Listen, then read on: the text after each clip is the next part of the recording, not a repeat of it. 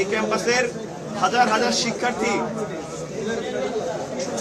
25 জন যে কেন্দ্রীয় সংসদে মনোনীত 25 জন, সেই 25 জন প্রার্থীর মধ্যে সাধারণ সম্পাদক সহ সমন্বিত শিক্ষার্থী জোট, যেটি ইসলামী ছাত্র শিবির জাহাঙ্গীরনগর বিশ্ববিদ্যালয় সমর্থিত প্যানেল, সেই প্যানেলের 20 জনকে হাজার হাজার ভোট দিয়ে এই ক্যাম্পাসে তাদের প্রতিনিধিত্ব করার জন্য নির্বাচিত করেছে। আলহামদুলিল্লাহ। আমরা মনে করি তাদের এই ভোট প্রদানের দ্বারা আমাদেরকে নির্বাচিত করা, এটি আমাদের কোনো উৎফুল্ল হওয়া, আমাদের ব্যক্তিগত ভোগবাদী মানসিকতার বহিঃপ্রকাশ ঘটানোর কোনো জায়গা নয়।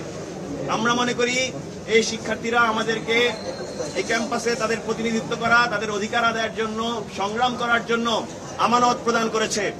আমরা এই আমানতের ভার যেদিন যথাযথভাবে বাস্তবায়ন করতে পারবো এবং বাস্তবায়ন করার দ্বারা আমরা এই দায়িত্ব থেকে অব্যাহতি গ্রহণ করব, সেদিন আমরা মনে করব আমরা এই জয়লাভ করতে পেরেছি। আমরা আশা রাখছি বিশ্ববিদ্যালয়ের শিক্ষার্থীরা আমাদেরকে সহযোগিতা করবে।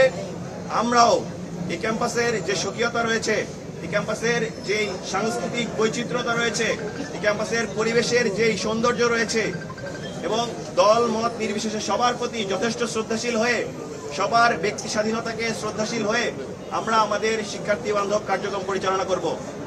এই জাকসু নির্বাচনে যারা নির্বাচিত হননি তাদের প্রতিও আমাদের আহ্বান থাকবে, আমরা একসঙ্গে কাজ করতে চাই এবং একসঙ্গে এই ক্যাম্পাসের অধিকার আদায়ের সংগ্রামে একত্রিত হতে চাই। আমরা এই আশাবাদ ব্যক্ত করে আপনাদেরকে অসংখ্য ধন্যবাদ জানাচ্ছি।